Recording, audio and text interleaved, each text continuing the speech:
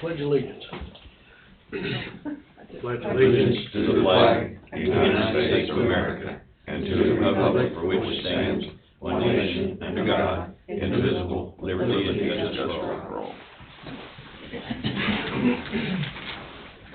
First order of business is to approve the minutes from last Monday, April 11th. I'll make the motion. Tim's moved. I'll second. Tom second. Any discussion? There's a lot of minutes there, but I think they're all right, so. Hearing no discussion, all in favor say aye. Aye. Aye. Motion passes. That's the end of our, well, we want to go through and do the miscellaneous motion. Move to appoint Amber Presley as an interim emergency management director at the rate of $500 per month, back date to March 8th of 2022. Also move. Tom's moved. I'll second. Tim second. Any discussion? Other than we forgot to do this here a couple weeks ago, I think it was. So, all in favor say aye. Aye. You want to hand that, you want to give that to the payroll? Payroll. When you get time, you'll do that. Housing Authority, Rhonda.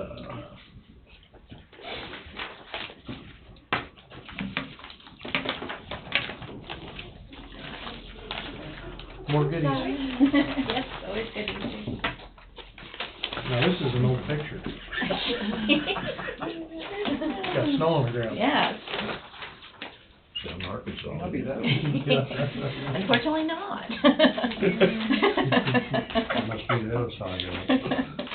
This is at 506 Hammond Street in Waverly, Drew Pyle and Megan Foster. They have plans to, tear that down themselves.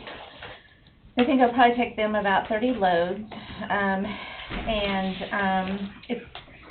it's a photo, but it's like two houses, I guess. So I thought it was all one, but it is actually two there. They're going to clean that up. Yeah. And they're going to build back a new house, a single-family house on there. So.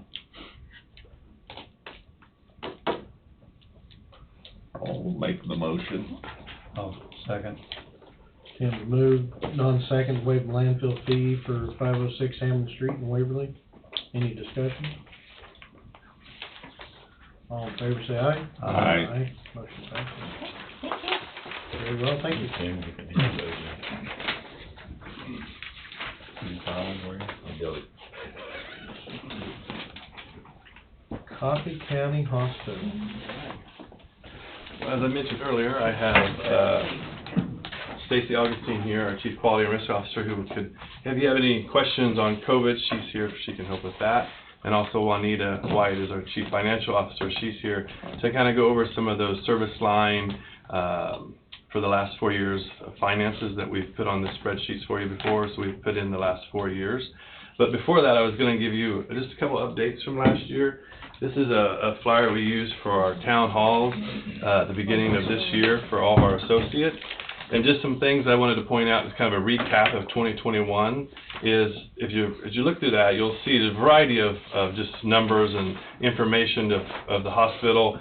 And things I really like to point out is our service lines, all of them from the EMS service line to the ER to imaging, saw an increase from 2020 to 2021 in their service lines. For example, imaging had a 22% increase. So that's just telling us we're starting to rebound, have been rebounding from 2020 and 2019 with COVID.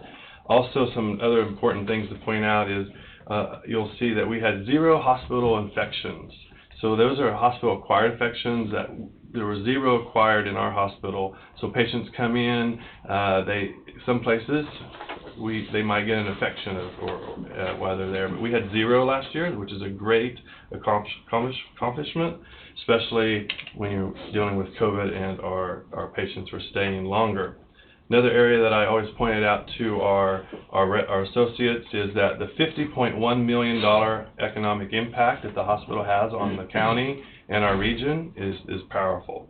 And also we had 21 medical students that were trained in our hospital last year that spent a month or more with our providers.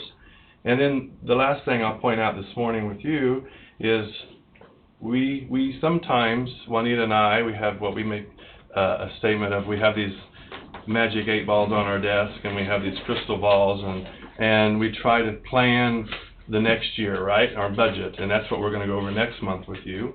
But you know, we look at charity debt or charity care or bad debt or write-offs, and in 2020 we had $876,000 in write-offs. Last year we had $1.5 million in write-offs. That is people who don't have insurance, don't have enough insurance, don't have the right insurance, things like that. Now I definitely always put a plug in for Juanita's team because they work very, very hard on trying to provide those resources that are out there for these patients and their families to not go into debt, to pay their bills. And we can do so much, and Juanita can definitely elaborate more when she gets up here to talk, but we can do so much to get them to that final bit where they sign or finish the paperwork, and sometimes, as you can tell, people don't do that. And so unfortunately we did see an increase from 2020 to 2021. Currently this year we're a little bit less than 1.5 million. We'll see how that, if it all keeps going as it's going right now, we'll be around 1.3, so 1.4. So not much difference, but we're hoping that things improve, and so we don't get that 1.5 million again. So, and then as we move into this 2022 year, as we'll talk next month more in depth of our budget and things like that, it's a very busy year, and I know we've mentioned it, and I know the previous CEO has mentioned it as well. It's a busy year for us. We have a couple of big projects that are coming to end of life, and these are things that we've known about for a couple of years, one being our MRI. Our MRI will, what we call end of life by the end of this year. So we feel like, and the board approved it as we did as well, that this is something that we need to continue for our community and our county. And so we did sign for a new MRI that will be installed into this year. That MRI will be in-house. Currently, you know, it's in a semi-truck that's in our EMS bay. We'll bring that in-house. The nice thing about the new MRI is that we'll be able to do more things here than sending patients out of our county to other facilities. For example, we'll be able to do a breast exam and a prostate exam. So those patients can stay here now. I will tell you that the MRI is a revenue generating department, and so not only the finances, it's good for having the MRI here, but it's also good for our community to have that service here. So that project is we're trying to do our due diligence and getting bids for that project, and we have run into some hiccups because of, as you all know, trying to find people who can do things like that is very difficult. We've already gone through 3 contractors, and they said yes, and then they pulled out after they realized they don't have enough manpower, they don't have the carpenters, they don't have this and that. We do have 2 that we're getting bids on this week, and we're working with another one to get that 3rd bid. And so we've used some local people up north here a bit, and in Linden, and but they've had to pull out as well due to manpower.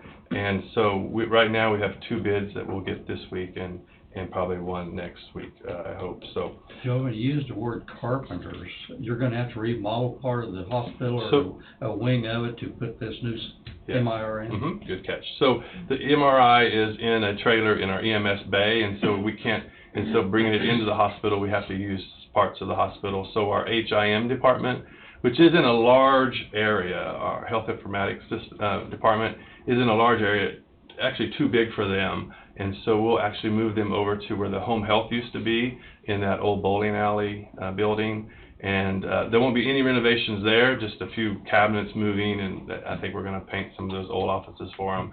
And we'll do all that internal. For the MRI, though, that's a big project. You have to have special walls, special floor, special heating and air. And so that is a problem too, running into some of these contractors of that specialty of the lead walls and the heating and air. So that will go into that HIM area, which is a great location. It's right next to our CT, not far from the imaging department. And you've got the funding in place for that project? We have a It grant. was talked about here several months ago. Yes, we do. We haven't got the full numbers back, but we're thinking that we have a grant for that from the government that we can use. So. And then just the other big project is our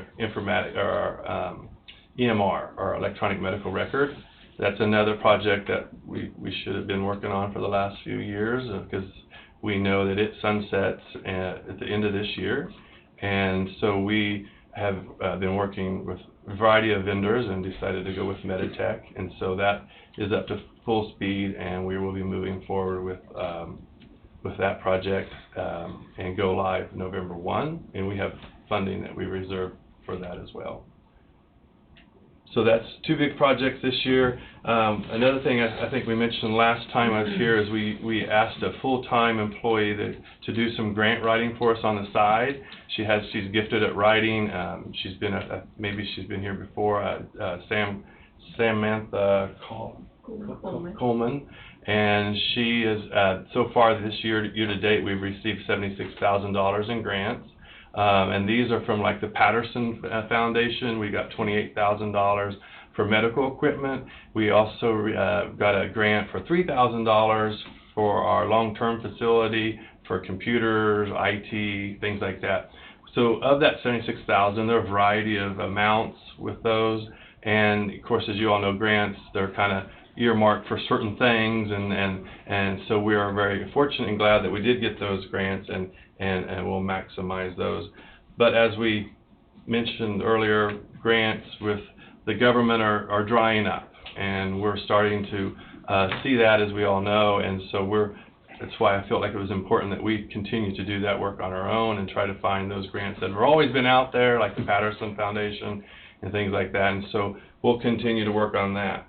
Another big topic for us this year is, so in 2020 and in 2019, not only were there grant opportunities for the government, but there was loans. So the facility received a loan in April 2020, and we've had to pay that back. We're having to pay that back. And the $2.7 million loan, we have $1.1 million left. And so we're paying that back this year. We started paying that back last year. Was that the COVID loan? That was the Medicare WPS loan. Oh, okay. On It each wasn't of your the MPIs, they advanced PPP. you money.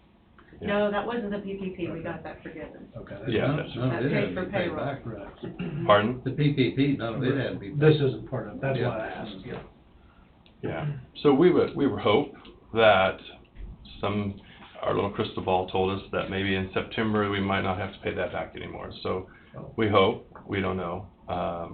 We feel like that hopefully they waive that for us. But right now we have $1.1 million to continue to pay back on a monthly basis. So 3 big things for us this year, and so more to come next month as we meet to go over this year more in depth. And I had some other handouts for you. I know you're getting a lot of handouts, but KHA sends out like the hospital's impact around the state and our communities. This is just another overall general handout. The more in depth is the one I told you about. 50.1 million is what our hospital has on our community. So then Juanita's going to come up and give more of an update. She has another handout on the last 4 years by We'll start on this side. Oh, you confuse them if you start on the other side. Oh, I will? No. Good. That's my Keep 'em joy on in the life. toes. No. Yeah, I just came up to present to you the last 4 years. More compartmentalized in the order we talked about, shrinking up the departments and just giving you kind of a flow on the segments of the organization. And there's a lot in the hospital line, so it's not as detailed, I guess, as it could be. But really the flow of this, if you really start on, it's two-sided, 18, 19, 20, and 21, all in the same format. So you can kind of look at apples to apples as you're comparing data. So overall, bottom line, total P&L is at the far column, 2018. we ended up with a negative 135, 169 bottom line. But you can also see that we had one-time grant funding of 272, 696. So we rely on our grants, and a lot of this will show you, to survive, obviously, and to break even. Our expenses are not, let me put it to you this way, our revenue is not catching up with the expense. Obviously, like most industries right now, we've got double-digit inflation, and we just can't change our hospital revenue at the drop of a hat. Just because I charge more, insurance companies are still only going to pay me a certain rate for a test.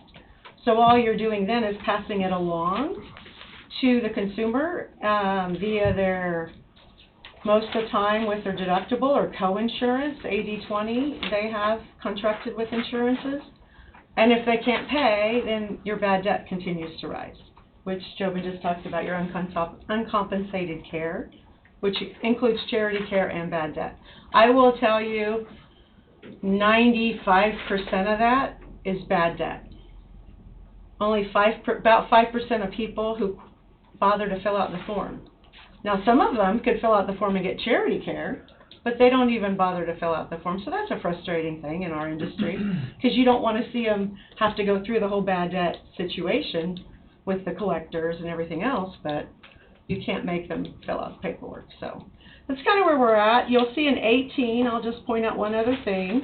This is enough data you can talk about and ask questions about if you want, but starting in 18 at the bottom, you'll see uncompensated charity, I can't even say the word, was 1.5 million, and it dropped drastically in 19 to 969,806. That's when we implemented the new loans and payment plans, interest-free, at the hospital to help people stay on track and make their payments without going to a bad debt agency and paying exorbitant interest rates. And we also introduced our new online collection modules and everything else. So to help the consumer, I think it was easier for a lot of them just want to pay from home, right? Get log in, set up their payment plan, do their thing. We enabled them to be able to do that, and that really showed in their attention to their billing and being accountable for their bills. And then in 2020, it remained pretty flat, and part of that, obviously, there was a lot of assistance out there. So we were able to sign people up without their consent for COVID charity. We just had to say this were their testing and send it in to the government, and the government would give them an ID and pay their bill. So we were able to take advantage of some grants, if you would, for certain COVID patients that maybe couldn't pay their whole bill or their whole stay. So that was helpful as well. Well, those have went away. That ended, I believe, January 1 this year, the assistance for COVID. And you could link that to a lot of things. So it's going to be rough, I think, going futuristically wise for some of our consumers. And like I said, we are looking at our rates, and we are making those changes that we need to make, because some of them haven't been raised in 4 years. But again, you can't always see revenue from that by the way insurance companies pay. So, any questions on this? What's ortho clinic? What's underneath? What? Orthopedic clinic? Yeah, that's what that total word is. What's that all? One of those areas. That was Dr. Pfeiffer's orthopod that we had, the line of service we had at the hospital, and he has left and went to El Dorado. No, I'm talking about ortho. It's a red figure every year. That is the actual clinic portion of his ortho. Okay. Yes, which is ran in the red. But you also have to realize that service line gives revenue to the hospital side. So you have all of your radiology, your MRIs, your CTs, surgeries, inpatient stays from the ortho surgeries. One department might take a hit, but you don't know what value it's bringing to it. And I actually just segregated that out for the simple fact that we know that service line isn't being done right now at our hospital. and we have budgeted for a loss in revenue because of it. But the actual clinic itself ran in the red. You know, that's like home health. The home health column, is it totally gone now? Yep. See, So that- those two that- columns would not be on the next report. See, that column's showing negative Red. figures. Red. It has It's never hard made money to, since it's I've hard been to here. analyze how, if there's value coming in from that since it's developed, or, you know, since it's been dismissed, or whatever you wanna say. Discontinued. Discontinued. Right. The ortho itself, interestingly enough, we haven't suffered the setback in our radiology like I thought we would, because some of the doctors around us who still do it want patients that are local just to go ahead and get their testing done here, and then we forward the records on to them. So we haven't lost as much as we thought on that, as far as revenue. So the ortho is gone, is what you said, right? Yes, the provider has left the Provider's area, gone. so we're, But you're still doing Jobin services. and Dr. Shell are, we are doing some of the ancillary services that go with it for site, like testing, But it's labs, not costing the radiology. hospital anything. Right, right. They're actively looking for a new physician to move to the area to offer that service line again.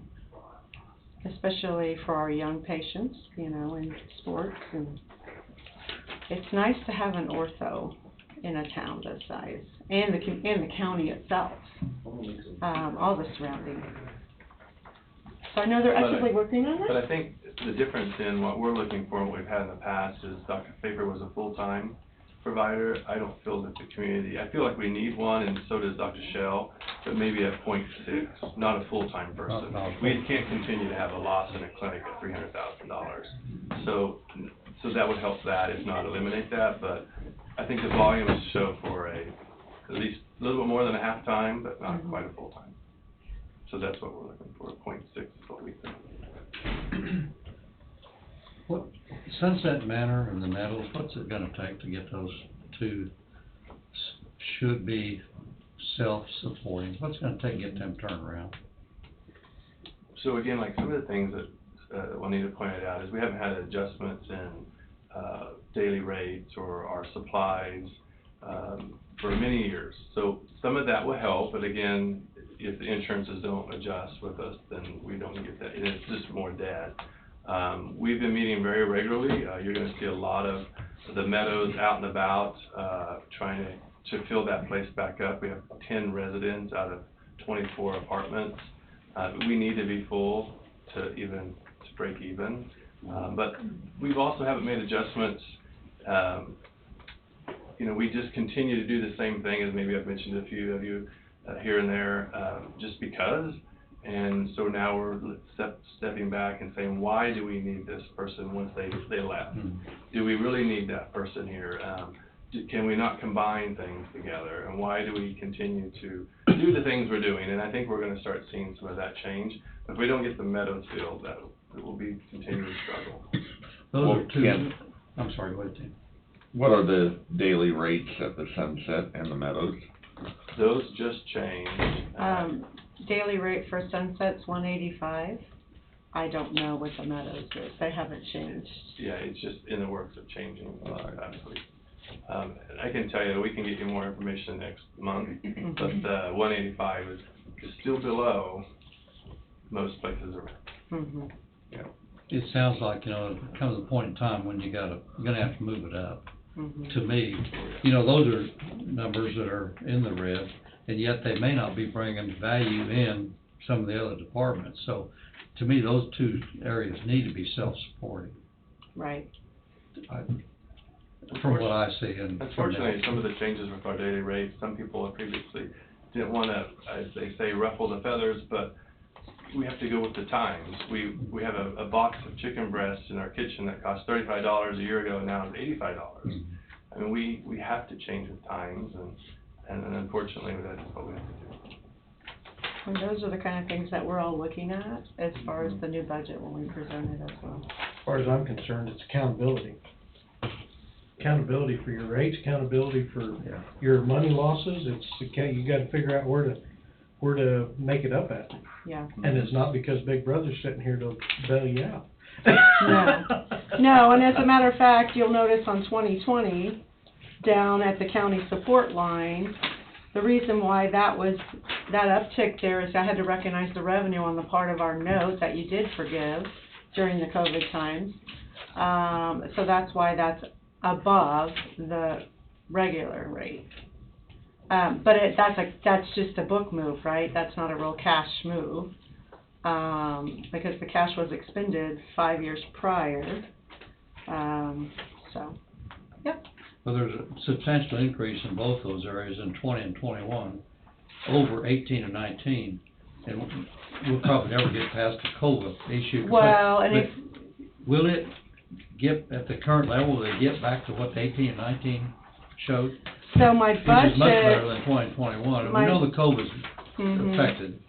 Unfortunately, revenue-wise, this year's panning out to be like 19. Unfortunately, expense-wise, you're looking at a 2021. I mean, our total expenses have went up $2 million a year for the last 2 years. If you just took your operational expense line, part of that is an aging infrastructure. Part of that is supplies that keep rising, costs, and we all know what the workforce cost in healthcare has done. So it's been a rough go. Can we get there? I don't think we could ever get $5 million in grants in 1 year, but I've been wrong before. I know we're actively looking for a couple with the MRI, and that's going to be to the tune of $1 million. So, I mean, we can get to cover our losses, but it is what it is. It's like you said, the numbers don't lie, and we just keep managing through it. So. Well, there's a point in time where you really got to pull back and evaluate serious. If the service moves. line can be continued. Serious moves. I mean, you know, and that's my biggest thing. I just it blows my mind, the operational loss of the hospital and the meadows and, I mean, all the services. It blows my mind. And when you see the expenses, I mean, it's crazy. I mean, I'm all for break even, or maybe just a little in the red, you know. Oh, right. So. Right, which is where we were operating pre-COVID. But we were taking some losses on some of those service lines that we were absorbing on the hospital side. We've kind of swung that pendulum now, and we can't continue to take those losses because we don't have the absorption on the hospital. You don't have the piggy bank on the other side to absorb it. Correct. Is there a way that a person can require people to fill out the funding before the service is provided? So we can, and that adds bodies to our infrastructure. Yeah, it'll add a body or two just up front to run the numbers and pre-call, and we're going to have to do it anyway with the No Surprises Act. That's been coming down the pipe. We're going to have to change the way we even register. They're forcing our hands now. Before we could kind of get away, but with that comes, it looks like you're going to owe this amount of money, you use this on your deductible. We could require prepayment before services are rendered. Well, I mean, if your charity's running $1 million, I mean. But the bigger picture of that in your community is some people may be at the time can't afford it, but they need the care, so it's a real hindrance on your community. But if you can put something in place to make the individual sign up for something when they come in to register to. So I can't make them sign up for Medicaid or a charity care. I can suggest highly. There's nothing in place that says I have to require it before you can have the service. Once they come in for service. And so what happens with that is sometimes they don't come in and then they start using the ER as their clinic. And that is, they have to be seen. That's what I was going to say, when they come in. How long does it take to get that process in place that they need to service in 5 minutes. Right. Well, you can, and so if it's an emergent situation, you have to treat, and it's after the fact, and most of your uncompensated care is after the fact. After the fact. Mm-hmm. No, we talked quite a bit about the write-offs, and I understand, I'm sure Yeah. there's a lot of it there. We see some judgments in the paper, Mm-hmm. but they're very, very small. Do we need to get a lot more aggressive on Um, going after these people? Because it's probably continuing to be the same ones Yeah. in most cases, and I don't know. Unfortunately, I there's don't not know a that, lot you but there can comes a do point at in that time, point. They gotta pay their way, or, I shouldn't say get their service elsewhere, but So the WPS and CMS laws don't allow you to do what you're wanting to do. Can't deny service. yeah, Correct. and I fully understand. I understand, it's just different in a Between a rock non-for-profit than a between a for-profit rock and- business, I get that. You get the judgment, doesn't mean that you collect No. the no, judgment. Correct. No, Blow down the Correct. tank. Not at all. And that's why we have third-party, fiduciaries handle that. Because even if we get the judgment for, say, $500, we might see $100. By the time they pay their fees and then we pay some fees, and it might be $100 on the $500. But we're not using our manpower to do it. That's just a third party. So that's why we do it. You at least get some recoupment on that. The other part of that is you'll see our bad debt typically drive down this time of year, because we can have some recourse on some tax returns and some estate returns that didn't pay. But you have to have a judgment in place prior. So that's why we hurry to do that around the you hate to say that around the December time period, but we need it in place for this Yeah. first, second quarter, to be able to recoup some of that for the organization. At least cover the cost that we provided the service with. What percentage of bad debts is from out-of-county people?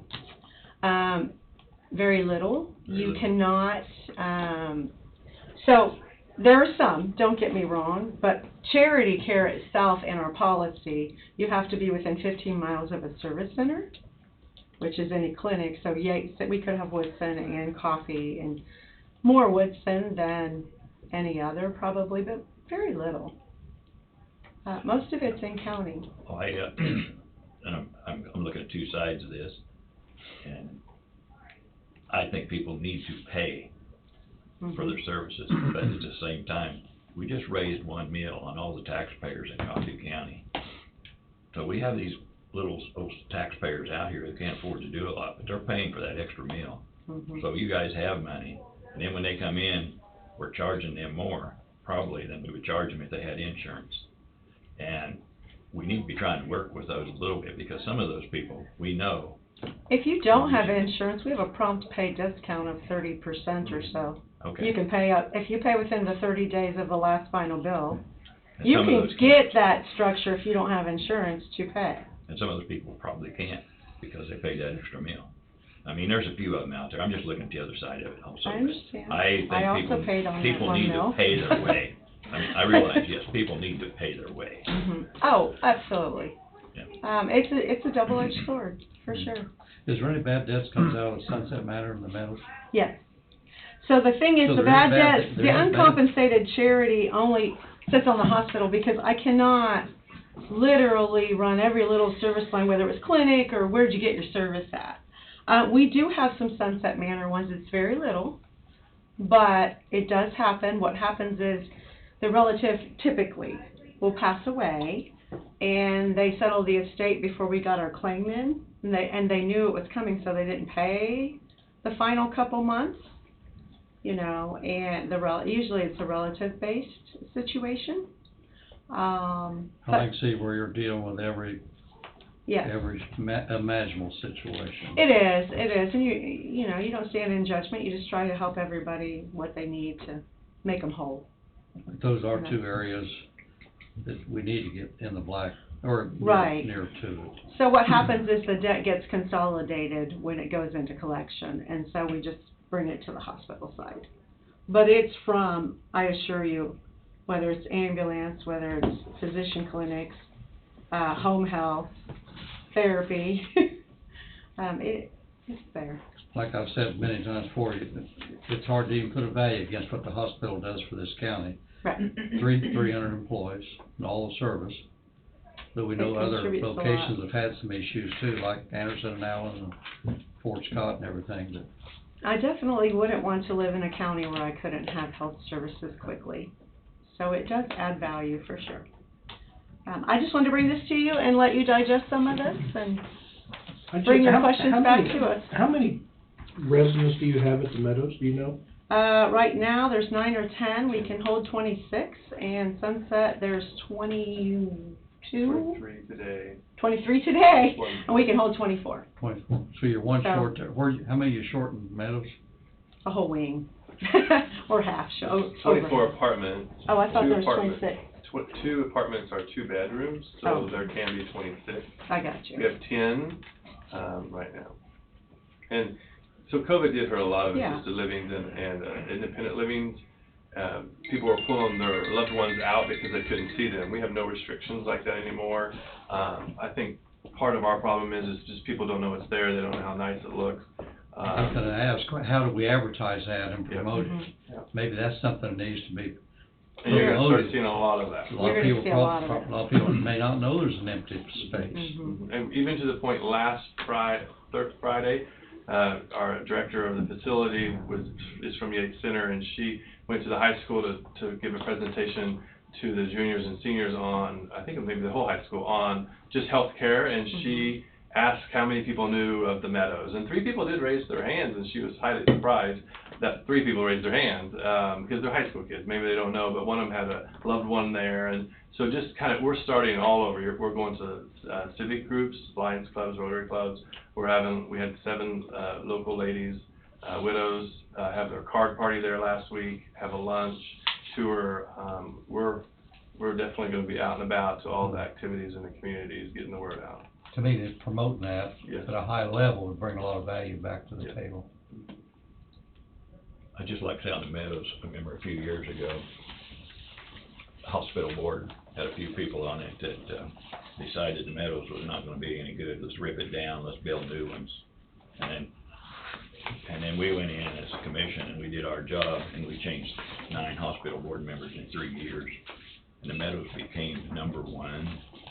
So you're talking about the nursing home.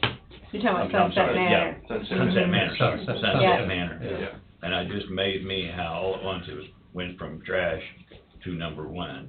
So we did 4 years We did. again. Still number 1. 4 years of US News and Report, #1, or top 100. And in those same 16 years, I've gone through, you're the 6th or the 7th director, but after 2 or 3 of them, I noticed things starting to turn around because we put new board members on, and I think the board members were people who were concerned about it, not there for their own personal deals. So I think just to put all. I think you're gaining very much. I think we are, and I've asked Judy, she's over our finance committee, and then Rosemary, I said, these 2 topics, and the E-team knows, the Meadows and Sunset Manor has to be on every agenda. We have to talk about it every week, at every board meeting of what we're doing. And because if we pause, then we're gonna step back again. And I feel like we'll have a good year. It won't be to where it's even, at all, I can tell you that. But we're gonna get there. It's again of looking at why we have, someone maybe gets transferred, so their spouse gets transferred to a new job and they move with them, of course. So why do we wanna replace that position? We have to all sit around the table and talk about it. It's not an automatic replacement. Just things like that is what we have to do. I think it's great that it's #1. I have had fabulous for here for small rural communities like we got. To me, part of that ought to be that it ought to have a black bottom line, to earn part of that too. I'm a little bit strict on that. That ought to be maybe a little bit of the formula, and maybe it isn't any of the formula. But to me, to earn #1, And there has that to counts be with your some vote kind when of we start financial talking side. about Medicaid expansion and you Yeah. start talking about things our state didn't do, that affects our reimbursement rate at Yeah. Sunset Manor. I know there's a lot It of. just does. It's tough. I've had to live through some of that. Yeah, it's tough. With a loved one, and it's, the situation you described of, What is their the person reason? comes out, and then you guys still have a, excuse me, a bill left that doesn't Mhm. get collected, so. It's a tough situation. You know, $185 a day doesn't seem like much, but that's over $5,000 a month. Don't like much, been 6,000. Yeah. We were at 175, is that right? 29? We were at 175, So yes. there are rules and regulations we have to follow in some areas of how much we can increase things. But we just raised March 1, I think it went into effect, because you have to give a 3-month notice on certain things, and so that one just went into that $10 change. Yeah, it just changed. It's not in any of these numbers. And 185 is actually low for the area. Most places run 220 is your average. Most places are in the 220 range, huh? Mhm.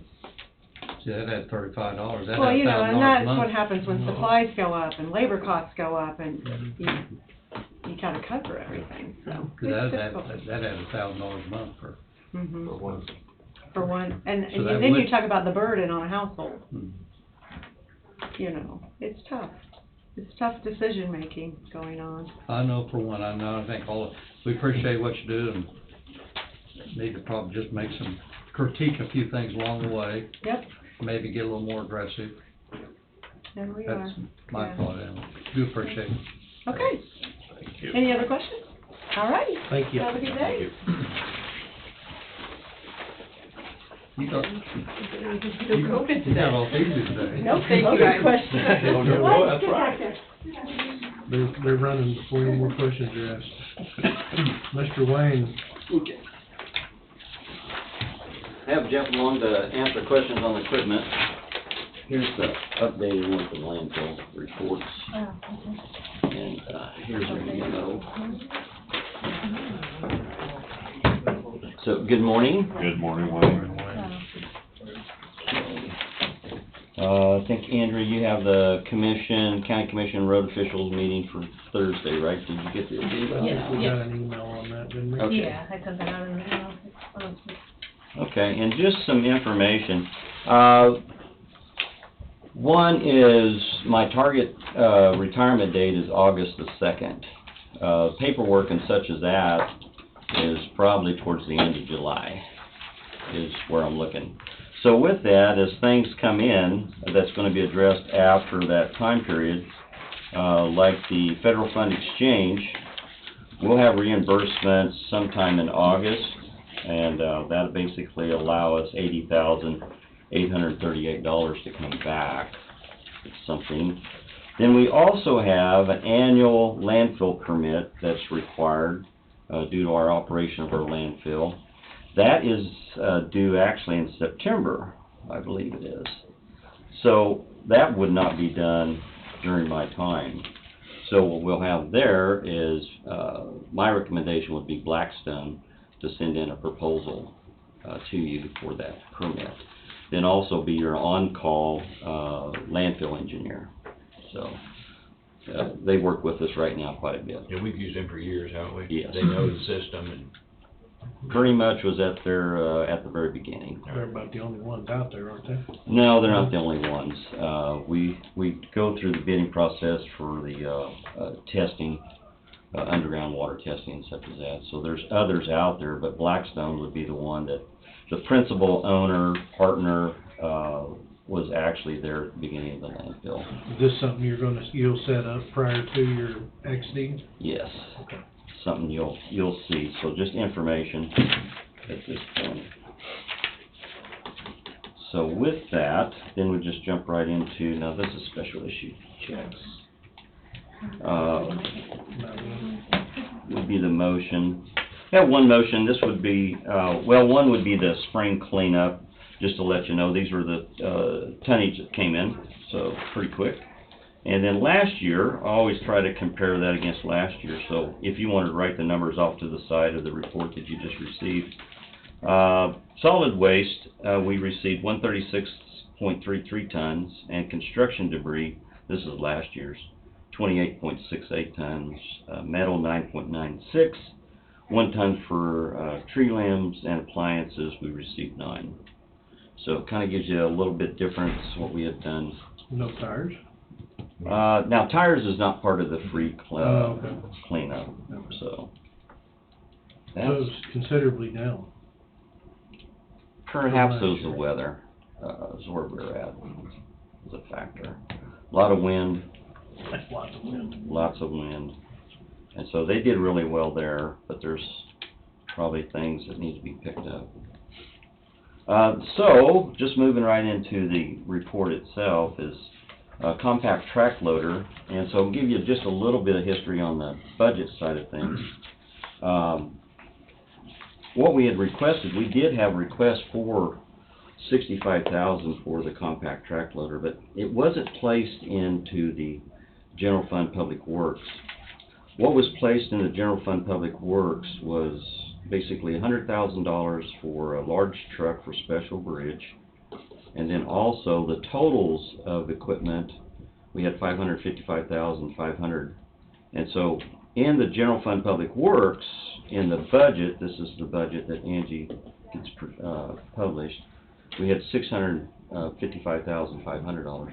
So we didn't have anything in the budget basically for this compact track loader other than what we had submitted. So what we had submitted was that $65,000. But we also, too, is in our transfer of funds at the end of the year. So in December, when we transfer funds, you make the resolutions, move money around, such as that. Public Works, we had put money, $100,000 into equipment reserve. So there is money there in equipment reserve. So this motion will reflect that, and that would be to go out and get and solicit bids with the expectation of receiving funds out of the equipment reserve fund. So anything that you have as far as discussion on the compact track loader, I'd refer to Jeff on that one. So.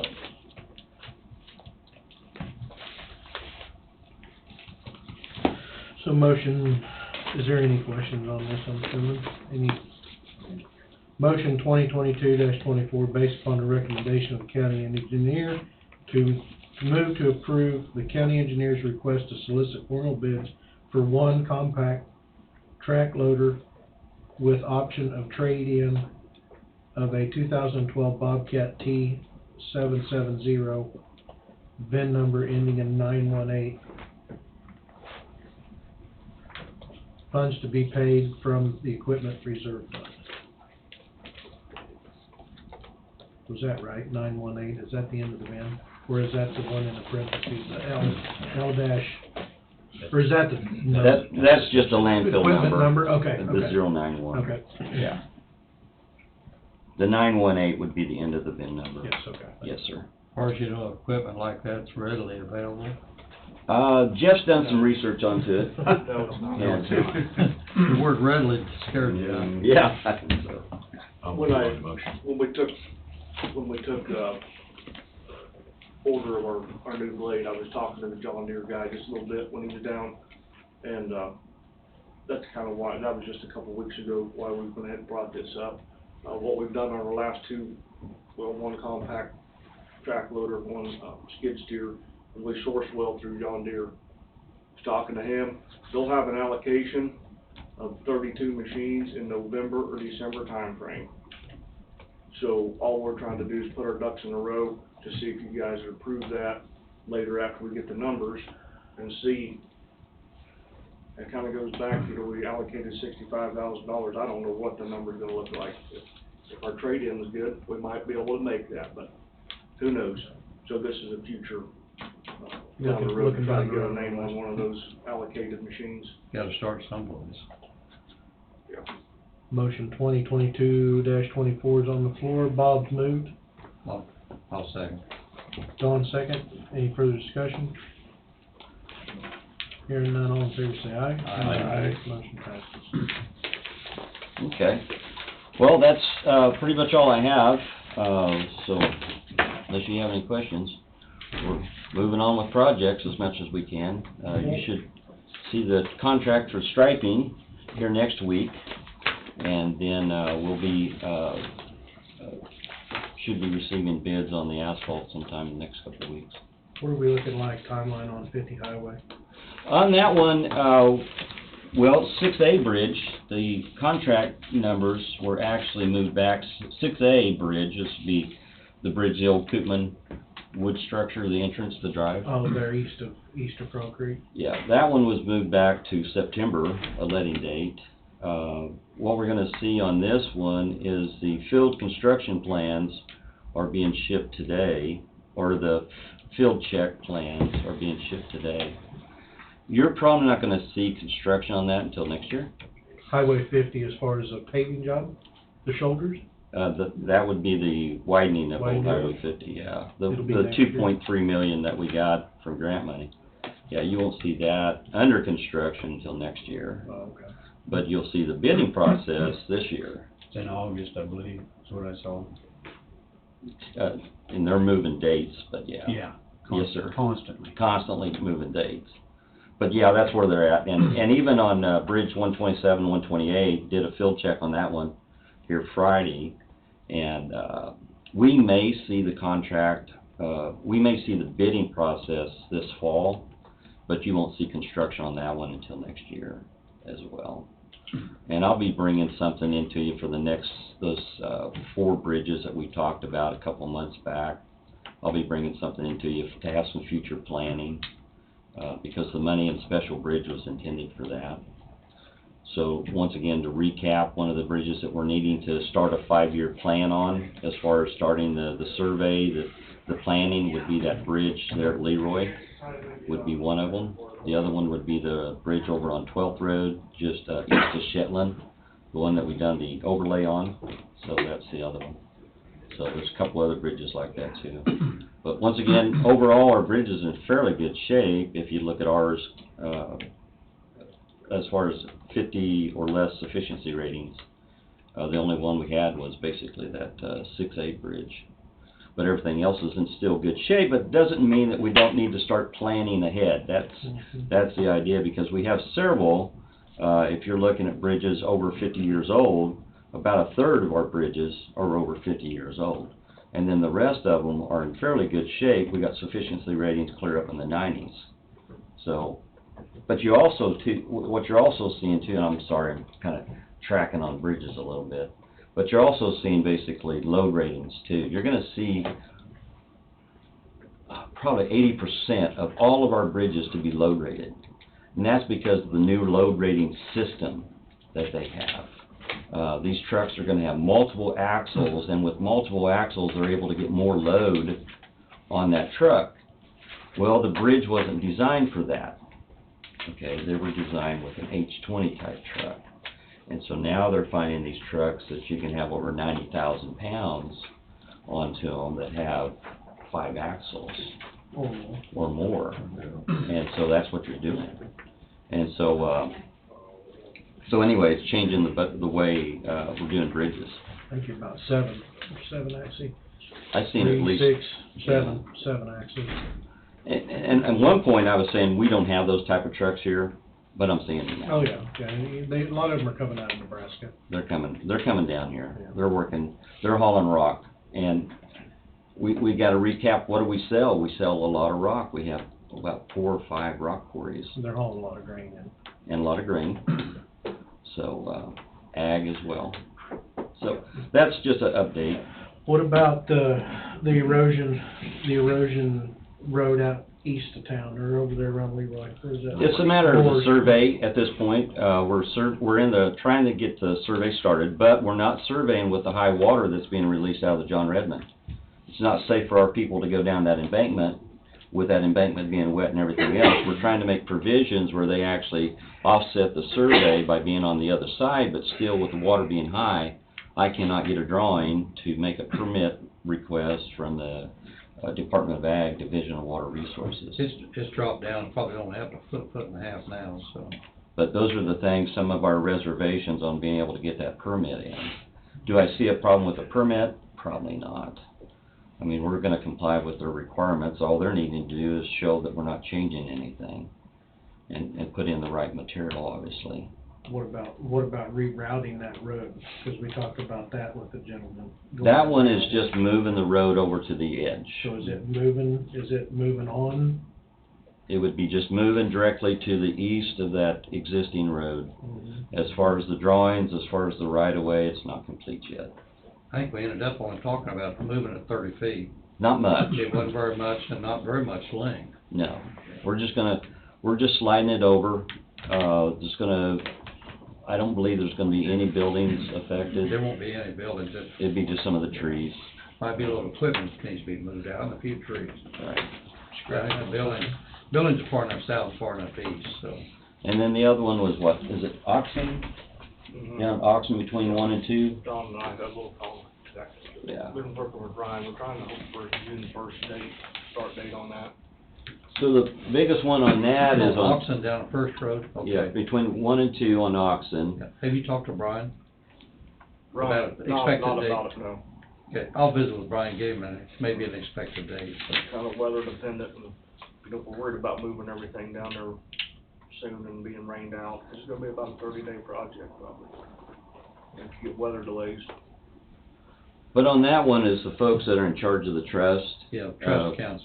Yeah, we're needing to show them how much right-of-way and easements that we're gonna, require.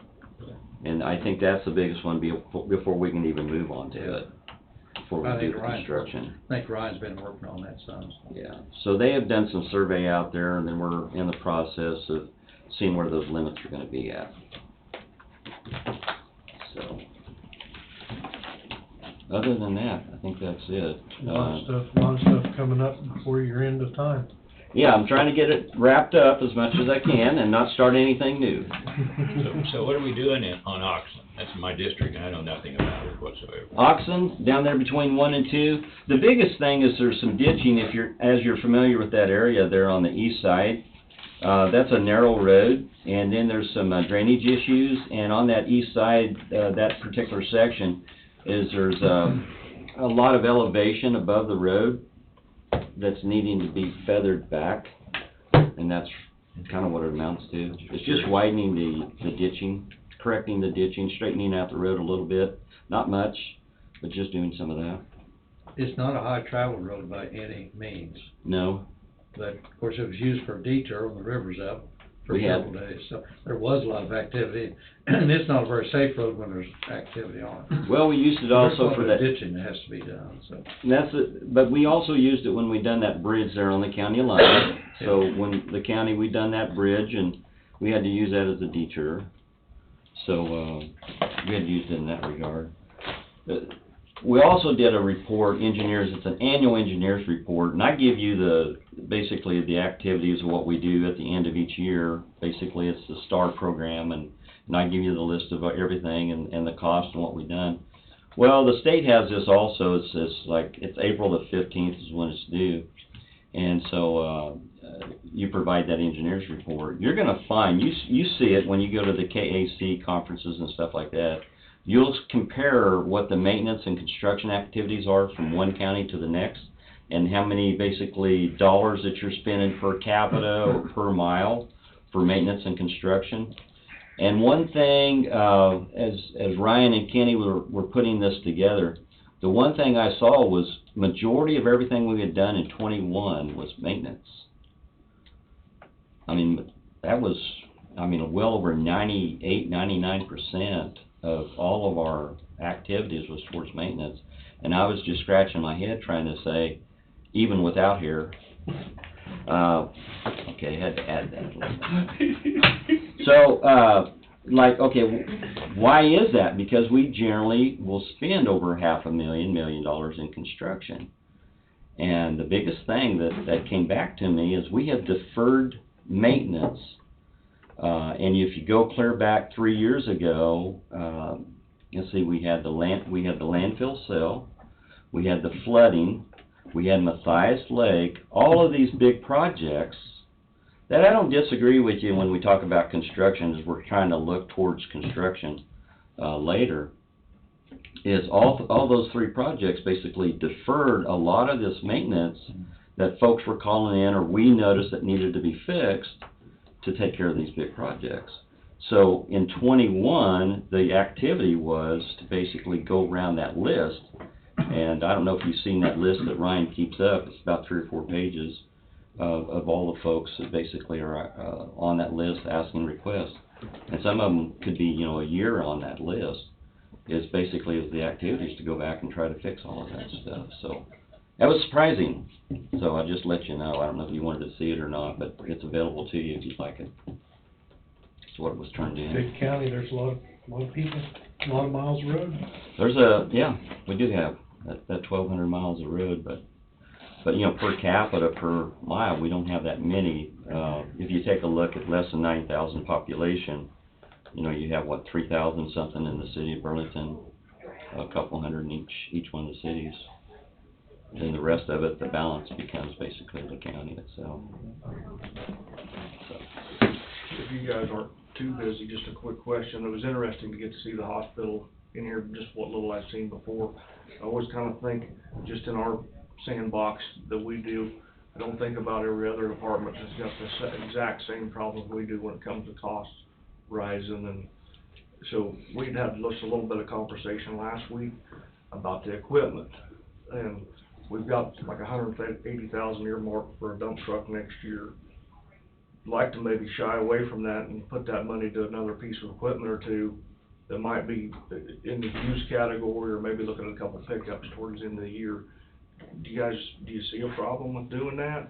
I mean, they're holding us, our truck that I come in here and got the extra money for the bed for, it still hasn't been delivered to our bed manufacturer. So next month, we're gonna be looking at 12 months they've held us hostage on this thing. Plus, you know, the 180,000 that we have earmarked for that dump truck, I can't get it for that. I'm gonna be looking at about $30,000 above what we'd actually budgeted a year ago. So that money's gotta be made up somewhere. Just throwing it out there that maybe we could work within that 180,000, get a couple other things that's also needed in the 2022 budget year. I just thought I was concerned, or just throw it out there to everybody else. I would say, this is just me speaking, I'd say put together something that you might wanna throw out at us, and we can. Just kinda evaluate it and piece by piece basis. Well, your compact loader you was talking about, 65 is not. Ain't gonna touch it. It's not, that's what I'm banking on, something on my trade-in, Yeah. you know, 'cause the number he gave me, just off the top of his head was in the $95,000 to $100,000 range. Those machines have never cost that much since I've been trying to help buy them. We're looking at a lot of firsts. Exactly, so, may come back and not be able to, you know, we may be 10 or 15,000 off on that. Hell, I I don't. found one company that could actually had new, skid steers, compact loaders in stock. That was, Bobcat in Kansas City. Yeah. He said they won't be there long. Well, that's what he said about them 32 or 35, he said allocated for the end of the year. They won't last long. No. But doesn't mean we have to take it in shorts either. But Supply and demand. it is, this budget year is gonna be interesting, isn't it, really? Just on fuel alone is gonna be interesting. Well, that's the confusing part to me though. I mean, if you can't even find a skid steer, as soon as they come in, they're gone off the line, so to speak, new or used. And everybody's trying for help, but they can't find enough help. Who's driving these skid steers? They might be putting remote controls on them and driving from the Those truck. Bobcats are remote control ready. I do know that. Somebody's gotta run that remote control. Yeah. Truck driver. Somebody's gotta do that stuff. It's So it's just food for thought. pretty amazing, but. We'll just put something together and bring it into us. and we We'll can do chew that it. on kind of case chew by it. case basis. You know, budgeting for next year, it's gonna be tough, because we've always kind of been in the ballpark, but it's getting gapped out. So if I come to you for a new dump truck next year, on next year's budget, it's gonna look more like almost $250,000, Mm-hmm. you know, compared to what we've been. This one's gonna be close to that. You can tell them that you don't like the price. It's about 190, the one. Oh, you get told? I don't care. You don't care. Well, the manufacturers have realized, you know, only doing order requests. They're only building order requests, they're not building stock. Because if they build stock, that's gonna drive the price back down. If they only build ordered, that's gonna keep your supply down, so they can raise the price up. Every day. But eventually it's gotta balance back out, I would think someday. It's not looking like it. That may be the way we have to do business from now on, I don't know. you're gonna do this, you're gonna be looking at a moving target for the next 2 or 3 years, and maybe further out. I mean, there's no way to project one. Yeah, When and to it's me, that, gonna level to off. me, that makes it a little harder for government entities. I mean, private guys can yes or no, but we really have to dance around, and see how we can. Numbers. Yep, some of that stuff that we might have, just because it's due to trade next year, doesn't mean it needs to be traded next year. If it's still in good shape, we might be able to make it go another year or Well, two. we're not trying to replace anything Right. that, There- just 'cause it's so fun just- and new and shiny. And if more people would start doing that, things might start equaling out a little better quicker. That would be nationwide. Mhm. Here's my concerns with that. You gotta find the parts to maintain Maintain. What you have, the older stuff, and that's that's getting harder all the time too. every day. Anyway, thanks for lending me your ear on that. Thank you. Well, Jeff brought up that one for cost, so just to give you we also, basically, for our, first quarter, we checked our fuel prices. We're $20,000 up from our fuel purchases from last year. And that is starting to affect, or we're looking at it, because actually we don't start looking at that towards about halfway, actually. That's gonna start affecting our budget. I don't know how the other budgets, but since we only have this one budget, we're under the cash basis law, we really have to watch what we're doing. It can affect other things. I would say shut them trucks off as much as possible. It's gonna be those type of things, or changes on how we do things, as far as, what maintenance that we're actually doing and such as that. If they're out of it, shut it off. If the piece of equipment, the operator's out of a piece of equipment, shut it off. So, Work on that starter. it's definitely gonna be a challenging year. Yes, it is. Okay, thank you. Thank you, guys. 10-minute break? Sure.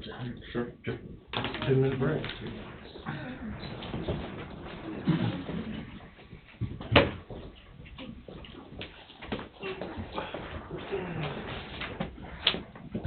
Come back at 10:17? 10 minutes. 10 minutes. I'm pretty good at that. I didn't even have to take my shoes off without it.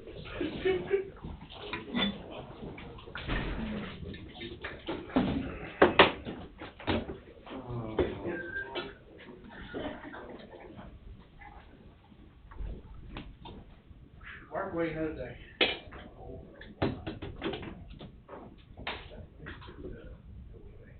You know, it's just supposed to blow in March, isn't it? Instead of. A little messed up.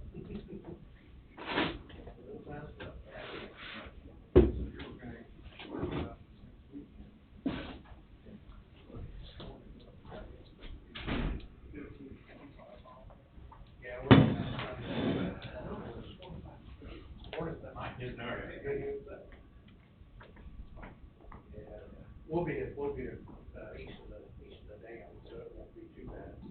At least you can get out of the dam and it's outside.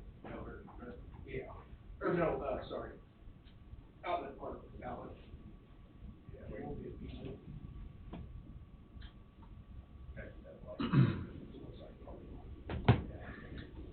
Jeremy's got a lot of wildlife stuff down there at his shop, doesn't he? Yeah. Totally unreal how much of that stuff has been sold. There's a location down there east of Iola that sells, they got a lot of stuff there. They need to get me turned loose in there with one of the tree there, fix a lot of it. We're just gonna Yep, he sells a lot. I think about Redmond doesn't have a portion. I'd like to have one of those 8x12 greenhouses, but hard to justify that type of cost. I see he sold one of them, or else somebody either sold it or maybe they went to another location. You can dump your gray, they don't mind that. 10-1, she sold it. I'm sorry? 10-1, she sold it. She sold it. Yeah, his wife does That's what, I talked to him here 2 weeks ago on them, and he said his wife was handling all of them, and the one I was looking at, well, there's both of them around $4,100. How you doing? But, there's a lot of material in those things. All, every bit of treated wood too. Yeah. You wanna see more today? I know there's things, there's plenty of shit to discuss. I got it. Church.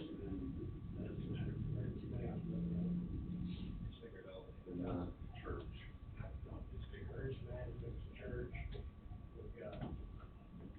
Ladies must be working on that job description. Not that I've seen. Waiting on Wade, I said I was gonna run the country, so I'm waiting on Wade. I don't think it'd take long. I think you're already got the title made up. That's half the battle. Shit, I didn't realize they had a KT up there. Uh-oh. Shit, I stopped going to Casey, I was about right here. Save that, more long than it's gonna be. Well, they said today. That's truck leaving. Yeah, truck leaving. Yeah, yeah. There's nothing to that. In today's world, that's possible. Yeah. I think it was Facebook or somebody that shared it. One of those driverless cars pulled over for an officer. Officer walked up, looked around, and went to get back in the truck car, and the car took off.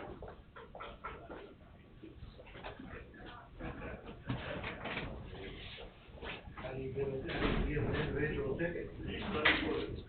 Now we're gonna have to have robots and cop cars. Yeah.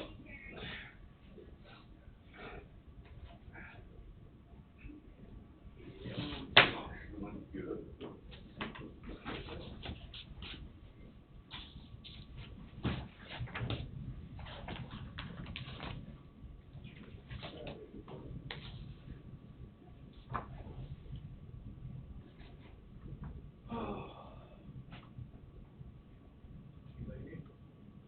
Anything new? Yeah. Yeah. Run the grapple bucket.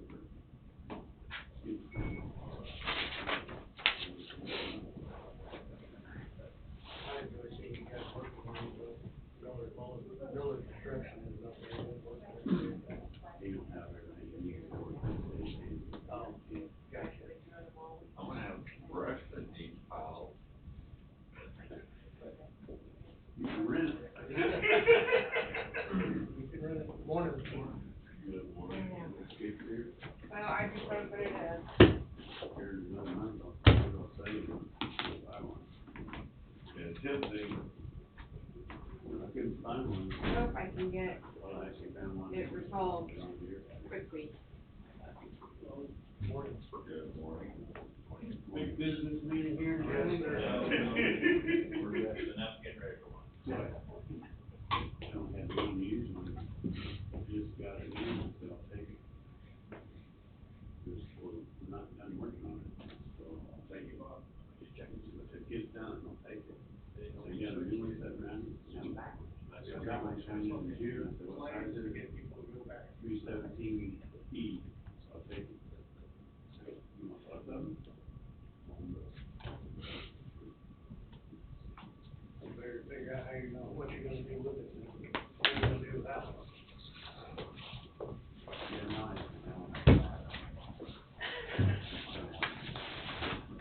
I was gonna ask Wayne, how many dollars did they come in on the county sale, or have you heard anything? I haven't heard anything. I didn't go, didn't talk to anybody about it, have no idea. I didn't go. I have the information. There's no reason to go. I'm sorry? I've got it. She's got it. 32,160. She's got that. How much? 32,160, yeah, and so I've got more information. I'll put it like all the reading. I thought it might be a little more than that, so I guess that's 32 more than we had. And got rid of junk.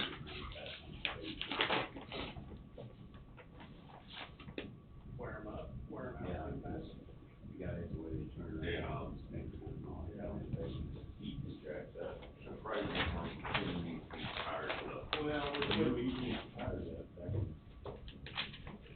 One nut wrench and Dang tight. cutting it, how you can change your wood cooker and it's trash. Yeah. well, I guess, for what I would be doing with it, what he's doing with it. tires are no good, because they'll take the damn tire. So, Now, farming, yeah, I mean, it's fire, but for us, like we do, I call it rehab project, yeah. So we do tires and deal. we've got 2 minutes left, I guess, 10, 15.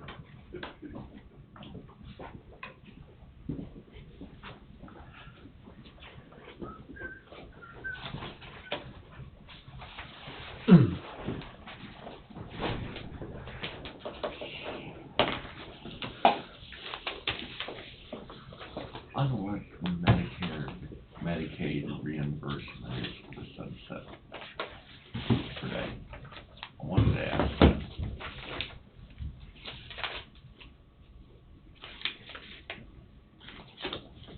Basically, it's where if the bill's 5,000 and your social security check's only 2,200, then they take 2,000 of that, and then the three's government. Can they don't cut that rate down? You going down to Snoop Thursday? I got drive Thursday. That's all set up with Medicare. I got tomorrow, and I got Medicaid, drive you gotta Thursday. get on that. And then they do it retro, and the way she was describing, like Your she type said, of you know, trips, you get what, 6-hour trips, or? some that don't have a whole lot of money, but that's the way Some they're of them are paying for it. And then that person passes away, then there's still, Their things thing don't kind all of they ever do is come just tell around you what at the same state's time, gonna do, and- it's no big deal. you know, his little You- Timmy you was going down down Snoop Thursday because mom died. No, They don't go that route. Another expense. Gee whiz. We got that commission conference, or got that conference out. I'd like As far to know as what the China's average, next week, but I would like to know what the we got a lot of average things going on. in Kansas, and I'll have to We go. won't go through and sign some of this. As far as Do we want to go through and sign I a couple call of it this? charity, Oh, we could. people that just can't pay. I There's got left, but I'm it's aware sad of to say, around there, there's- because I know Wade's gone.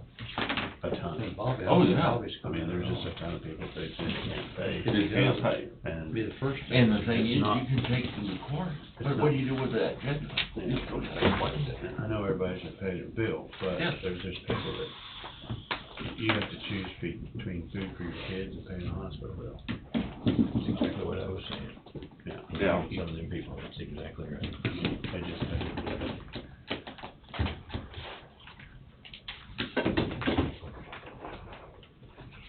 Only time I have a problem with that, when they drive a better vehicle than Ken Johnson drives. No. Okay, the vast majority, you won't see that.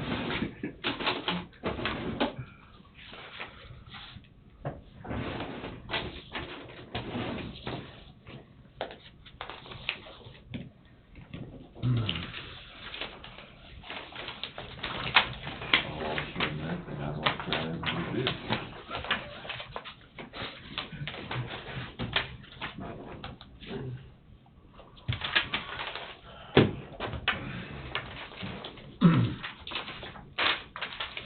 You know, I know people that's had major surgeries or major medical conditions to where, you know, you got for co-pays or whatever, that just don't amount to enough when you're talking $500,000 bill. Like I said again, I gotta choose between groceries and gas, and Yeah. get to work, plus the hospital bill. Yeah.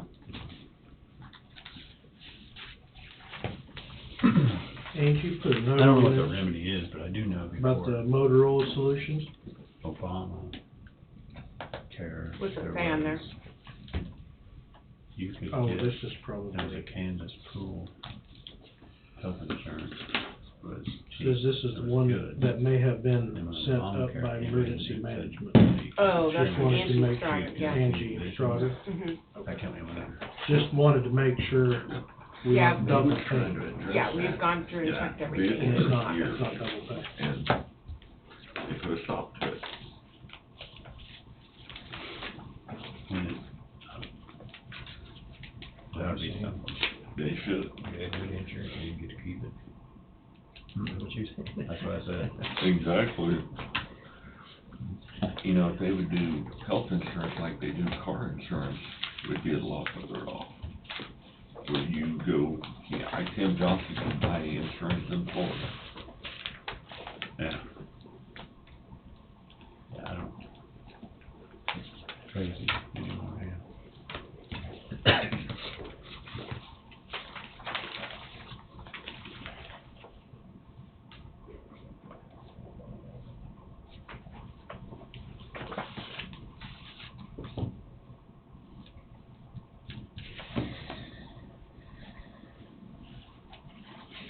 Now, this 25,940 for the filling station, for the tank removal, that's gonna be reimbursed by the state, right? Yeah. Yep.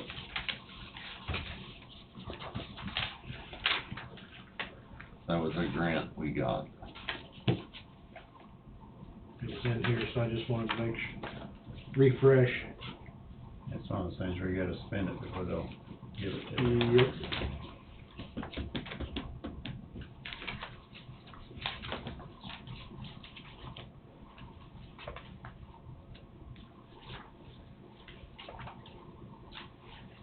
Good grief. Two monster checks for Motorola, 66,000 and 72,000. See, that was his last week. Just for those agreements.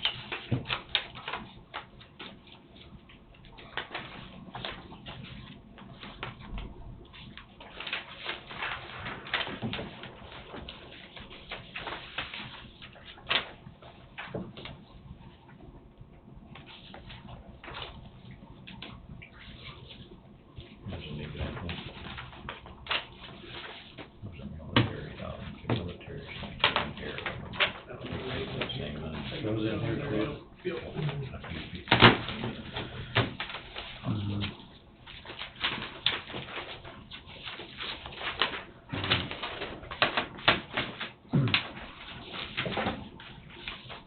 Do I need to initial this? No, I can, it'll be in the minutes, but it's much like.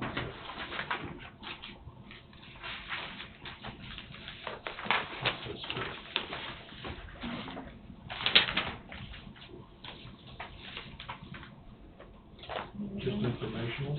That one, I haven't seen. It was sitting on my desk.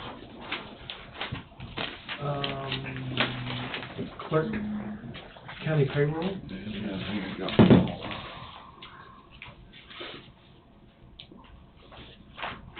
I don't know, if Terry just gave you a copy or what? Did Okay, you I all was get just a sitting copy? on my desk. Oh, I don't know what, I don't know. Do you have I direct just- deposit? Mhm. Okay, I don't know. Okay. just- Nothing that, Okay. I'll check into it.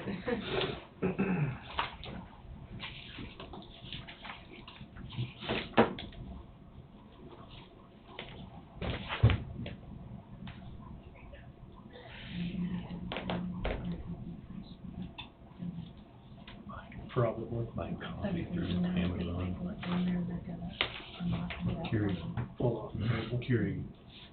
Soon we'll go into executive session.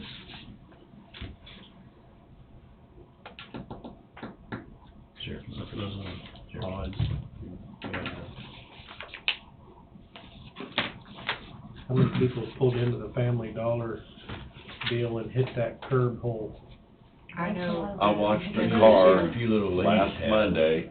I don't know why they don't just take that out of there and just put a concrete flat in there.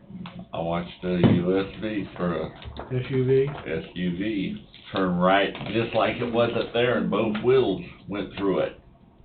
I don't know how you In do my day, I'm that. going, whoa. I thought so, they were already halfway through, so they had to commit and go the rest of the way, and like, oh, they just scraped. I just rip everything up from underneath your car. Yeah. You gotta see the gas is in the concrete on the curb. Stopped in there, yeah, but Outline there's it. quite a few cars parked there. They're Yeah. deep. I heard that Lewis's had pulled quite a few out the first day or two out of there. They better just take it out and Either that or plant bushes in it so people can see. put light poles in it so they don't drive through it. I think somebody said that that's originally what it was supposed to be, a light pole, because they were supposed to, their entrances were supposed to be different, and then they end up changing them, and why didn't they changing all that? Why didn't they change that little area right there? Exactly. If that's the case, I don't know. Guy needs to have a video camera set Oh, up. it'd be hilarious, it'd be hilarious.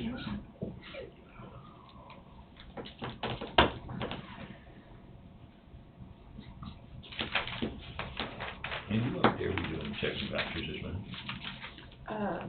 Wednesday, Wednesday. 27th.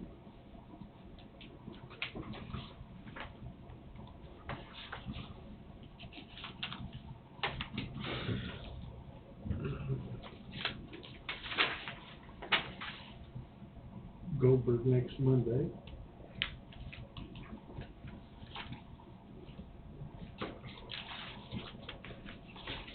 This is Easter Monday in Canada. Yep. Tax day. Better pay your taxes, Bob. I did okay on that one. You don't pay mine? That's right. Don't worry about it, I got it covered. Yeah, covered. Checks in the mail. Don't worry about it.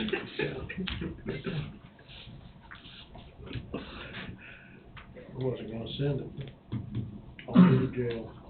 Then I figured my name would be in the paper. I seen on the news, they was talking about the refunds that got sent out this year already. Oh, really? I asked the accountant about my refunds, he said, hey, you don't fit that category. Yeah. 70 million refunds so far, averaging $3,200, 70 million. averaging 32 million, or 3,200. 3,200. And that's way up from what it was before. Well, it's all them, $1,400 checks people get. So they have to pay taxes on it. Yep. Still waiting on mine. Checks in the mail. Yeah. Mine got sent to Ukraine.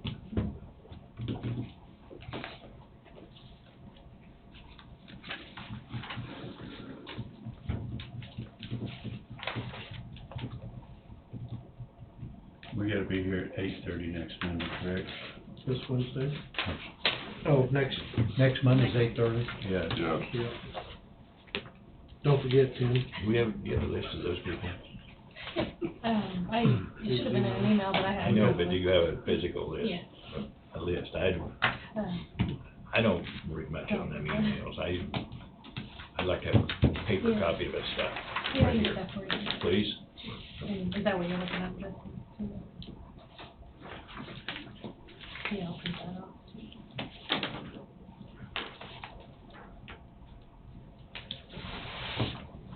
You want the name? That's what I'm looking at today. Well, this is only for Burlington, but not the other schools. Four's all it was. Support on the road. This is only 4 there were, That's all sent in the email anyway. but this is,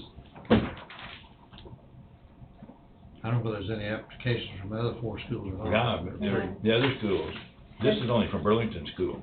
Those were the 4 that economic development had, there was. Okay, okay. So nobody else did, huh?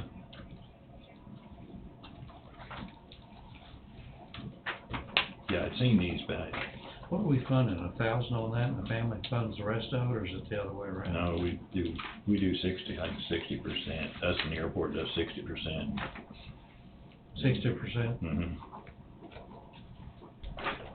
Well, what does it cost to have get your pilot's license? I was About thinking, 8,000. I was thinking in that 5 plus, but I haven't heard anything for, I don't know. Well, it's for the county, or the family pays about 1,000 something, the balance is 4,000, 4,000 something. Paid. Not too bad of a deal. So, I know where Madison Holly's from. Where's Boyd from? Where's the other 3? Treatment? Barclay is from yours, isn't he? Yes. Well, I know there's some Barclays up He there, lives but I in- don't know. Is this one of Courtney's boys, isn't it? So he would be He's here. one of Courtney's boys. Mhm. And that's the other 2. Derek Jesse's in yours also, because he's from Jacobs Creek, out there, they're strong, he's strong, old strong. Oh, okay. And Madison Holly's from my district. And that's the second one, I don't know who that is or where they're from. Royals, is that from In Waverly area. Waverly area? Well, Royals. Termine Royals? from the Waverly area, to my knowledge. Where they could be, where are they, I can check with Rhonda. yeah, where they live. I don't know how you wanna present them, usually whatever district they're in, that commissioner presents them. That's what it's always been.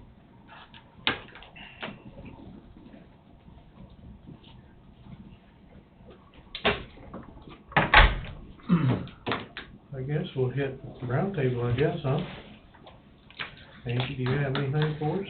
Yeah, so everyone was asking about the auction, and I told a couple of you, it brought $32,160. There were about 71 people there, and the two vehicles, one was a Charger, it brought $5,900, and the Tahoe brought $5,500. So it was a good auction for the county, for what was there. And that's all I had for today. Who was the auctioneers on that? Was that Kurt, Darwin Kurt. Oh, Darwin Kurtz. So we're done with that for a year or two, maybe. Till we get stuff stacked back up again. Yeah. Tim? I have 3 more names to add to the people that will be send bid invitations to. So I believe that'd be 5 Companies. on the Christian church. Somebody drawing up the bid documents for that? Yeah, you. Sorry, I forgot it last week. I No. just totally whipped it. Is this for just reclaiming? Or This is the whole process. The whole process? Yeah, mainly demolition with in mind, they would Salvage what they want. salvage or bid out that or what, however they would do that. Very well. Is that it? Yes. Mr. Tom? Well, again, I apologize for dropping that ball on Okay. typing that up. I forgot. The only other thing I'd have would be, after roundtable, go into executive session to discuss the emergency management position. Okay. Yeah, Is that it? that's it for me. Bob? Don? Well, they got the commission conference in Salina, but it's on 3 days of next week, so I doubt any of us will be going out there. I'm a little bit surprised they set that conference the last week of the month, because I'm sure most every county's gonna have the same issue. Thursday, I didn't know whether anybody else needed to go down to Snoot on Thursday or not. I could go, but I really wasn't planning on it. I don't know how important and how much information will be provided, so. What was Thursday? I'm sorry? What was Thursday on the?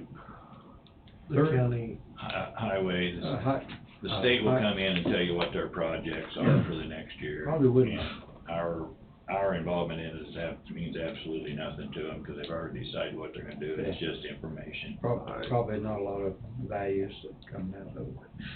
And then I have the application on the emergency that you've already mentioned, that we need to review that a little bit today. Well, I don't think I have anything other than we've got our EOC drill tomorrow, or, Wednesday. What time we need to be here for that? It's, I think, 8 o'clock. I can double check with Amber. It's normally 8:30 or so before they get started, but. Before it really gets going and everybody gets I called thought they up was gonna and- wind up calling. And it should go You'll that get way. the first, you'll get the first call, but, Then they'll so call just everybody. shoot for 8 o'clock. I'll be in the building when they're now. You'll be in the building when you get the call. I'll probably be here at 8. You won't get me on the call. I won't have my phone. I'll be here. Yes, I did. Yes, ma'am. But I will be here. Goldberg's supposed to be here next Monday, and that's when we're doing the flight school, 8:30. Other than that, I think that's all I have. Oh, Wednesday I've got I think it's planning board. Wednesday got Wolf Creek. I got Wolf Creek drills, yeah, and then planning board that evening. as well, so. So do they all have E-can? We got a fourth judicial meeting here tomorrow. Where's that gonna be held at? That'd be down in the basement like it was a year ago? And normally, Or I will that haven't be in heard, your, I haven't heard anything about it. If have you it's talked done, to, then- you haven't talked to Stephanie? No, she has not called me this year. If you don't mind, we might ought to call Okay. Stephanie. And if we need to set it up down in the basement, you know, we just set 6 tables up the last time. Okay. And I know there was discussion maybe a little bit doing it in our, you know, Bobby's room or where you're at now too. Okay. But you might visit with Stephanie and, If you can, I don't have her number anymore, if you can give me her contact, or I can find it, but. yeah, I'd have to discover it. I don't have it in my phone. And you She said always that- takes care of the food and everything else, so And you said that's tomorrow? it's tomorrow Tomorrow. at noon. Okay. Unless it's been changed, but notice I've got it, it is tomorrow at noon. Okay. And there won't be, you know, 6 or 7 will all be there. And it's here again? Didn't? It's here, it's in Coffee County this Okay. month.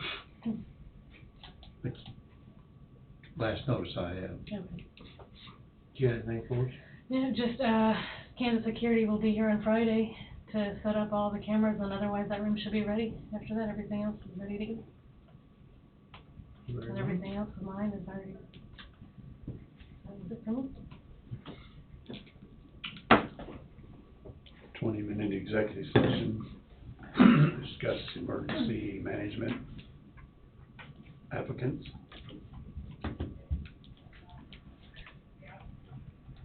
The board only? Yes. Oh. All second?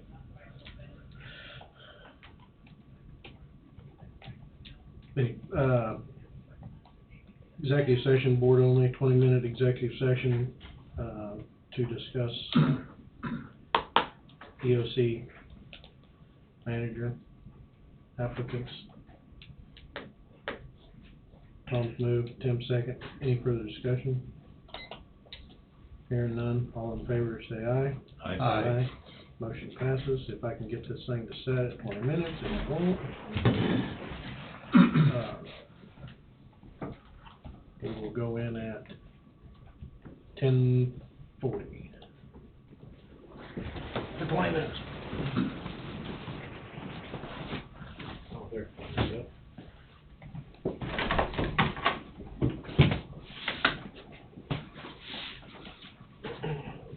I'll make sure. Okay. Thank you. All right, we're back. No action was taken at the executive session. So we're gonna be here at about around 8 o'clock or thereabouts Wednesday. Wednesday. Feet up here. I don't know. I think you go straight to the emergency preparedness. Actually, they'll call you when they actually activate. Norm been coming here, and then when they call, then we go down. You be somewhere, and until they activate it, Do we need a we don't card? need to be there. Yeah, yeah, you need your plastic card. I got So it. we've been meeting right here, and Bob, that's not good. Hold your lanyard with no card attached. Mine's right here. mine's in the dash of the pickup. What, I forgot to ask Wayne, do we know what they're surveying, what they're traffic counting for up north? Where? Traffic counters, They're doing it Leroy too, they got 2 ropes down. really? Must just be doing a county-wide traffic count or something? Up by Neutron. No, but around Lebo. I mean, it's on 75, it's on, road going into Lebo. They got 2 cables down Leroy area. State sometimes just does them on our own, yes, for doing construction purposes. That's what I was kinda curious, if anybody knew what they was counting traffic for. Don't know. But I did see your 50 highway widening deal. I believe it's in August, bid letting on KDOT. Okay, so it will, I gotta correct I told people it was gonna be done, started this year, but it's just gonna be let this year. Well, I'm sure there's an early start date maybe this year. Well, they haven't sent out all those specifics yet, but a lot of times they'll have an early start date, you know, like you could start this year and then a late start date of next year. That's probably what it's gonna be. But by the same token, there's been one in Osage County that I've been following for 2.5 years. It'll be on this month of whatever it was, and then it gets moved to the next 4 months down the road, and then next year, and it's been moved for 2.5 years, I'll put it that way. But have you got anything back from Wade on, we haven't sent out for, road and bridge applications? No, we haven't. Wade's got that, Okay. he's got that, terminology. Hope you'll have that next week. Yeah, I hope We so. need to be doing that. Yeah, I mean, this is almost May. Yeah. And for Bob, I did check, Rhonda said that those were the only students that applied were from Burlington schools. Really? So one of them being my district, probably. Two of them. Two of them, Bartley. Barclay's in your district, and Derek Jessic's in your district. So they must be going to school down here in Burlington now. Well, Derek lives, he lives out by Old Strong. Yes, the Bartley. Barclay must be going to school here, I That's what I'm guess. saying, that's what I'm saying. And I don't know who the other one is, where Royals is from. Oh, that I didn't ask, but I can find out and let you know. I didn't know any young kids, so. Madison Holly is Jackie Holly, who used to work here in the clerk's office, and granddaughter. She has, don't mess up, she has a black belt for karate, so Straighten somebody out. if she wants it, she gonna get it.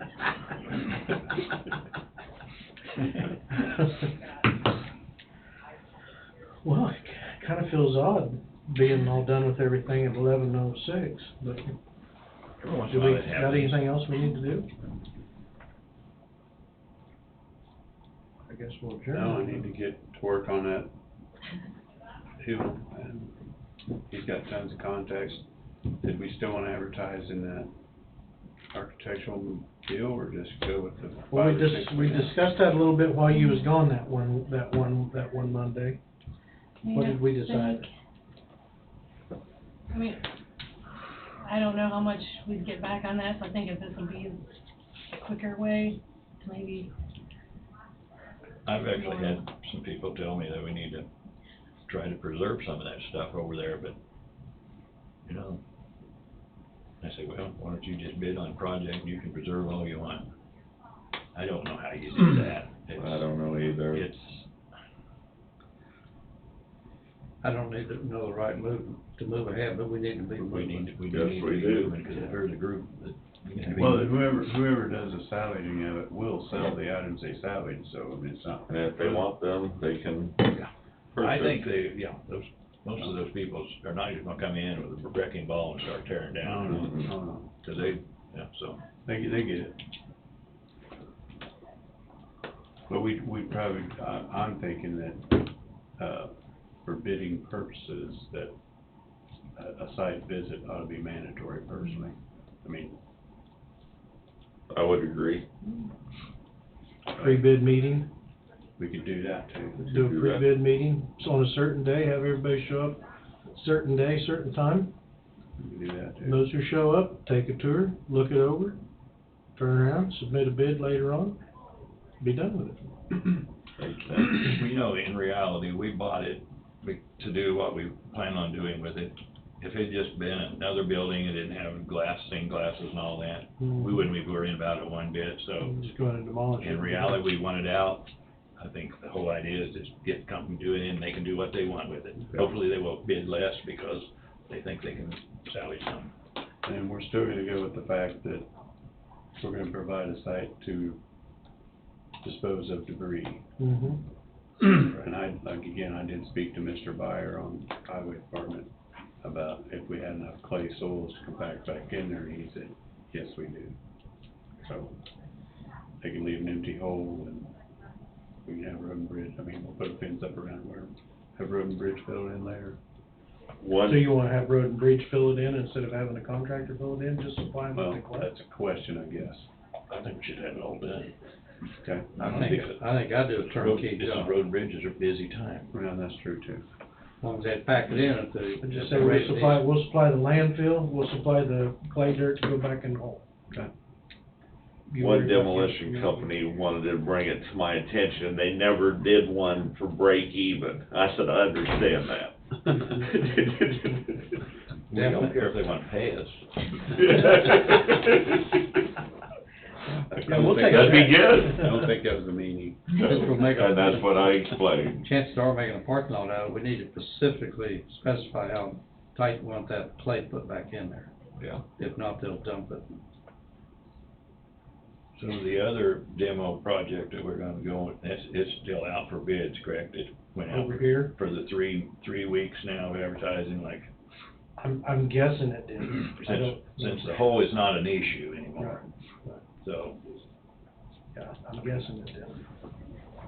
and everybody who bid it, they evidently, those bids were refused and they have to rebid or something. I mean, we didn't refuse any, but I guess they were told that it has to be rebid since this company did some. Well, they've took up more real estate digging it out, so it would be unfair to require a bid of X amount of square foot of concrete and stuff. Right. When it's actually. And we are providing a place for them for dumping also. That was in the bid documents, yes. Yes, to hopefully hold the cost down a little bit. Now, they're probably gonna be taking some concrete and stuff out. Are we going to provide the fill for that? But the last I knew, as long as it didn't have any steel sticking out of it, they would, set it to the side at the No, I mean- landfill. I mean, they're going to remove some concrete, maybe slab or whatever it be, but that slab may be down yay far. Are we gonna provide the fill for them to fill that back, level back off? Well, I would I remember it was assume- just some AB3 resurfaced back in there. But no, as far as anything compacted in those footings, I don't remember seeing anything. So we're not providing anything then? But they are supposed to, leave the surface gravelled, so to speak, kinda like the people that took the tanks out this. Okay. There's bound to be a footing underneath that building that's 3 foot deep, probably a couple feet wide, so there's gonna be some fill. Yeah, it won't be horrible though. Yeah. Not like what you're gonna see over here.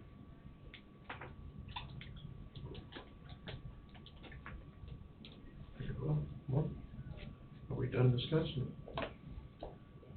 Then we'll adjourn at 11:12. Guys, Wednesday. See you on Wednesday. Wednesday. Make sure you fill your coffee.